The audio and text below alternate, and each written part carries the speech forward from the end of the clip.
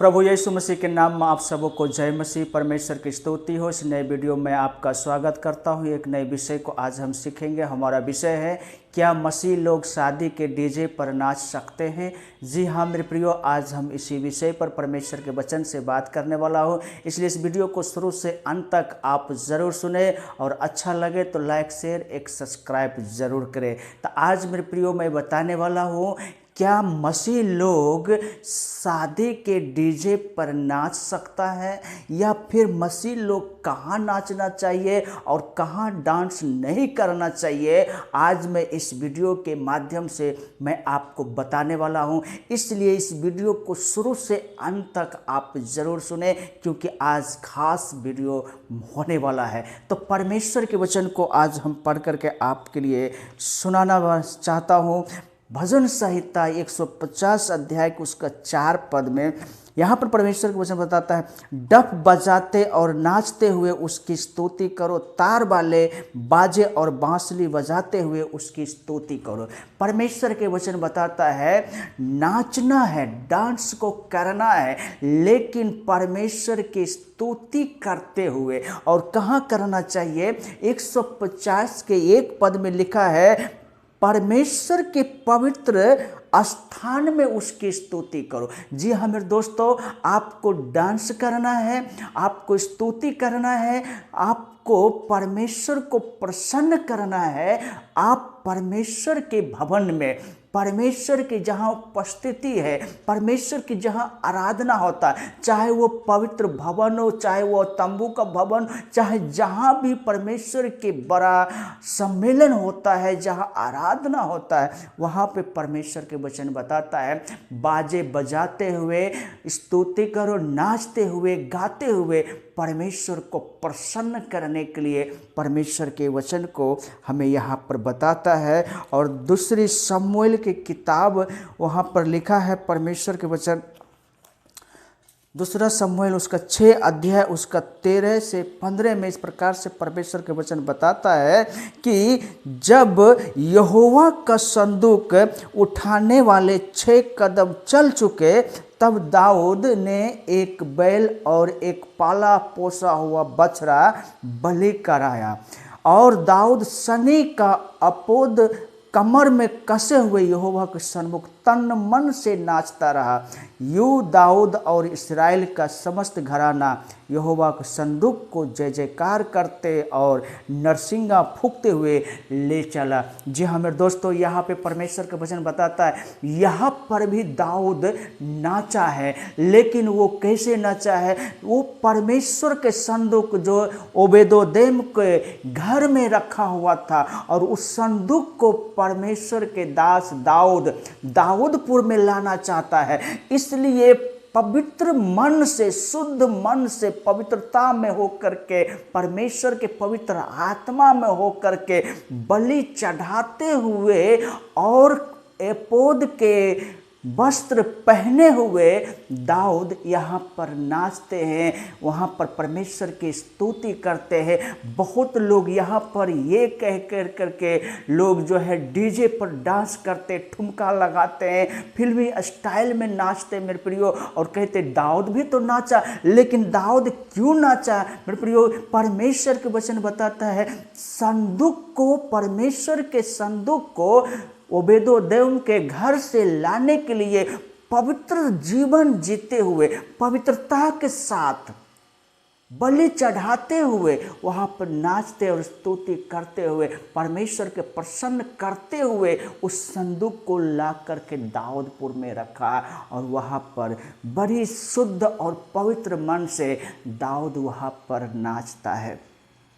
और तीसरी बात है, निर्गमन की किताब उसका 15 अध्याय में परमेश्वर के वचन इस प्रकार से लिखा है 15 के 20 में कि तब हारून की बहन मरियम नाम नबिया ने हाथ में डफ लिया और सब स्त्रियां डफ लिए नाचते हुए उसके पीछे हो ली। जी हाँ मेरे दोस्तों, परमेश्वर का वचन बताता है यहाँ पे हारून का बहन भी और बहुत से महिलाएं भी डफ बजाते हुए, झांझ बजाते हुए, नाचते हुए, जय जयकार करते हुए आगे बढ़ रही है, क्योंकि परमेश्वर ने इसे लाल समुद्र पार करवा करके परमेश्वर ने इसको लाल समुद्र को दो भाग कराया और ये पूरा इस्राएली उस पार हो जाता है। और मिस्र के सेना जब आते हैं और उस लाल समुद्र में प्रवेश करते हैं, फिर से पानी ने उसे डुबा देता है। इसलिए यहाँ पर परमेश्वर के बेटे बेटियाँ भी परमेश्वर की स्तुति करते हुए, नाचते हुए, जय जयकार करते हुए उनकी बड़ाई करता मेरे प्रियो। और इसी के 32 पद में एक बार पढ़ने के लिए निकालेंगे मेरे प्रियो। परमेश्वर के वचन क्या लिखा है? 32 के 19 पद में लिखा हुआ है कि छावनी के पास आते ही मूसा को वह बाछड़ा और नाचना दिखाई पड़ा। तब मूसा का कोप भड़क उठा और उसने तख्तियों को अपने हाथों से पर्वत के नीचे पटक कर तोड़ डाला।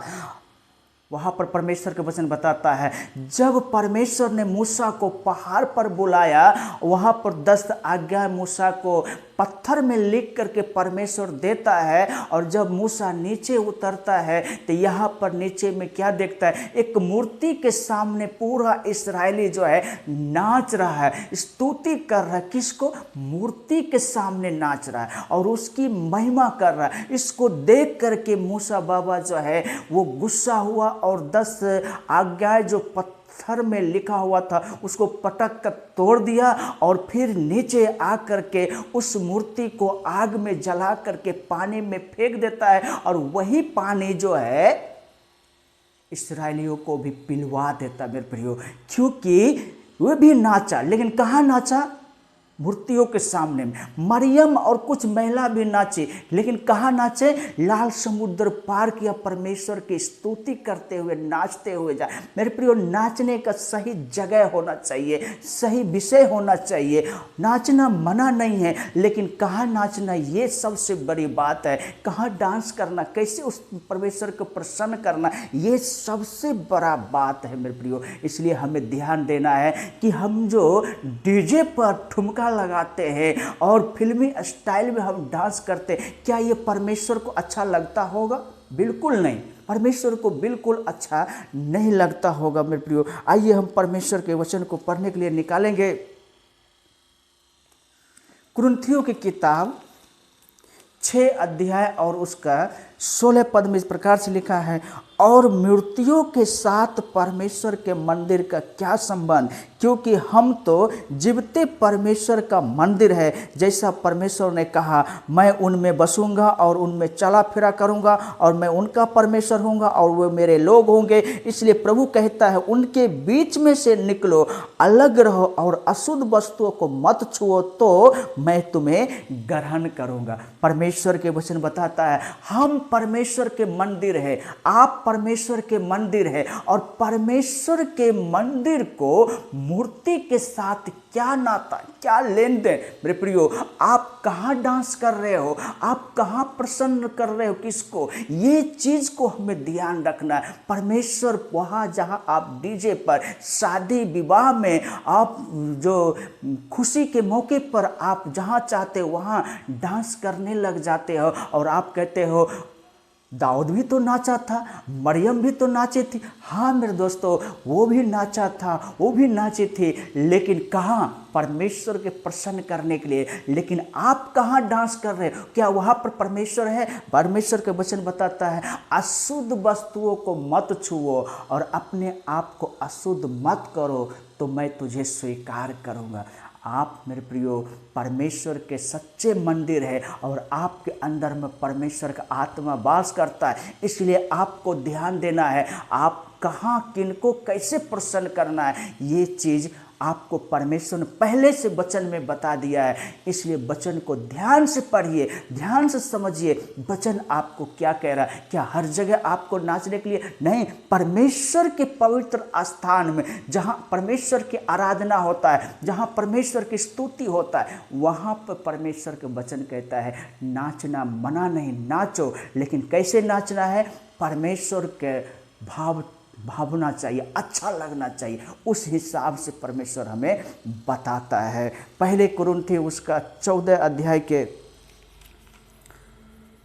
40 पद में इस प्रकार से परमेश्वर के वचन बताता है, पर सारी बातें शालीनता और व्यवस्थित रूप से की जाए। जी हाँ मेरे प्रियो, जब आप कहीं भी डांस करते हो, परमेश्वर की स्तुति करते हो, चाहे परमेश्वर के भवन में, चाहे आप तंबुओं में, चाहे आप अलग अपने घर में, लेकिन व्यवस्थित तरीका से परमेश्वर कहता है कि पूरी शालीनता के साथ और व्यवस्थित तरीका, यानी परमेश्वर की इच्छा के अनुसार परमेश्वर कहता है आराधना करने के लिए, डांस करने के लिए, स्तुति करने के लिए, बाजे बजाने के लिए मेरे प्रियो। इसलिए हमें और आपको सावधान होने की ज़रूरत है। जी हाँ, और इसी कुरिन्थी के 10 अध्याय के 31 पद में परमेश्वर का वचन बताता है, इसलिए तुम चाहे खाओ, चाहे पियो, चाहे जो कुछ करो, सब कुछ परमेश्वर के महिमा के लिए करो। यहाँ पे परमेश्वर का वचन बताता है चाहे तुम खाओ चाहे पियो। ये पियो वाला बात जो है वो पीने वाला बात नहीं है, यहाँ खाना और पानी की बात बोलता है मेरे प्रियो। जी हाँ, ध्यान से सुनिए, चाहे खाओ खाना, चाहे पियो पानी, सब कुछ परमेश्वर के महिमा के लिए करो। अगर आप डांस करते हैं उसमें परमेश्वर की महिमा हो रहा है, ये आपको ध्यान देना, क्योंकि परमेश्वर के वचन आपको पवित्र शास्त्र बाइबल में बता दिया है कि आप परमेश्वर के मंदिर हो, और परमेश्वर के मंदिर को कहाँ होना चाहिए और किस जगह होना चाहिए, ये आपको ध्यान रखना है। इसलिए परमेश्वर अपने तरफ से क्लियर है और आपको क्लियर होना चाहिए। इसलिए यहाँ पर परमेश्वर वचन बताता है चाहे जो कुछ करो। जो कुछ का मतलब ये नहीं कि किसी को लड़ाई करना, किसी से मारपीट करना, किसी को झूठ बोलना, किसी को सताना, ये नहीं। चाहे खाओ चाहे पियो, चाहे जो कुछ करो, लेकिन सब कुछ परमेश्वर की महिमा के लिए करो। जिसमें परमेश्वर की महिमा होता है, परमेश्वर की स्तुति होता है, जिसमें परमेश्वर खुश और प्रसन्न होता है, वो बात परमेश्वर हमें करने के लिए बताता है। जी हाँ मेरे दोस्तों, और आखिरी बात, रोमियो की किताब उसका 12 अध्याय उसके 1 और 2 पद में इस प्रकार से लिखा है, इसलिए हे भाइयों, मैं तुमसे परमेश्वर की दया स्मरण दिलाकर विनती करता हूँ कि अपने शरीरों को जीवित और पवित्र और परमेश्वर को भावता हुआ बलिदान करके चढ़ाओ, यही तुम्हारी आत्मिक सेवा है। अपने शरीरों को जीवित और पवित्र और परमेश्वर के भावता हुआ, जो परमेश्वर को अच्छा लगे, ऐसा करके परमेश्वर के तब बलिदान चढ़ाओ। अपने आप को परमेश्वर को समर्पण कर दो। दाऊद अपने आप को परमेश्वर को समर्पण कर दिया, उसमें वो नाचा। मरियम अपने आप को परमेश्वर को समर्पण कर दी, उसमें वो नाचे। मेरे प्रियो, आप क्या डीजे पर नाच रहे हो? क्या आप परमेश्वर को समर्पण कर दिए हो? आप जो शादी विवाह में डांस करते हो, क्या आपने परमेश्वर को समर्पण कर दिया? क्या परमेश्वर को अच्छा लग रहा है? ये चीज़ आपको ध्यान रखना है। इस संसार के सदृश ना बनो। दूसरा पद बोलता है इस संसार के सदृश ना बनो, परंतु तुम्हारे मन के नए हो जाने से तुम्हारा चाल चलन भी बदलता जाए, जिससे तुम परमेश्वर की भली और भावती और सिद्ध इच्छा अनुभव से मालूम करते रहो कि परमेश्वर आपसे क्या अपेक्षा रखता है, परमेश्वर आपसे क्या आशा रखता है। क्या आप शादी विवाह के डीजे में नाचना परमेश्वर आपको अच्छा लगेगा? नहीं मेरे प्रियो, इसलिए ध्यान रखना, संसार क्या कर रहा है? हम संसार में हैं लेकिन संसार के नहीं है। संसार अगर डीजे पर नाच रहा है, शादी ब्याह में नाच रहा है, मेरे प्रियो हमें उसमें नाचना नहीं है, उसमें डांस करना नहीं है। हम जब भी डांस करेंगे परमेश्वर के पवित्र भवन में करेंगे, परमेश्वर की स्तुति करते हुए, डफ और बांसुरी बजाते हुए हम करेंगे परमेश्वर के भवन में, जहाँ परमेश्वर की आराधना होता है वहाँ। और वो भी ठुमका लगा करके नहीं, फिल्मी स्टाइल में नहीं, हम परमेश्वर को प्रसन्न करने के लिए पवित्र आत्मा में होकर के जब हम नाचेंगे तो मेरे प्रियो, आपका परमेश्वर आपके डांस को, आपके व्यवहार को, आपको देख करके, व्यवस्थित तरीक़ों को देख करके वो प्रसन्न होंगे और आपको आशीष करेंगे। जिस प्रकार से दाऊद राजा को उस संदूक ले आने के क्रम में उसने डांस किया और दाऊदपुर में परमेश्वर के संदूक को रखा और परमेश्वर ने उन्हें बहुतायत को आशीष दिया, आपके जीवन में भी आपका परमेश्वर आशीष देना चाहता है। बस ध्यान रखना है, चाहे खाओ, चाहे पियो, चाहे जो कुछ करो, उसमें परमेश्वर की महिमा होना चाहिए। परमेश्वर इस वचन के द्वारा आप सबों को बहुतायत से आशीष करे। आमीन।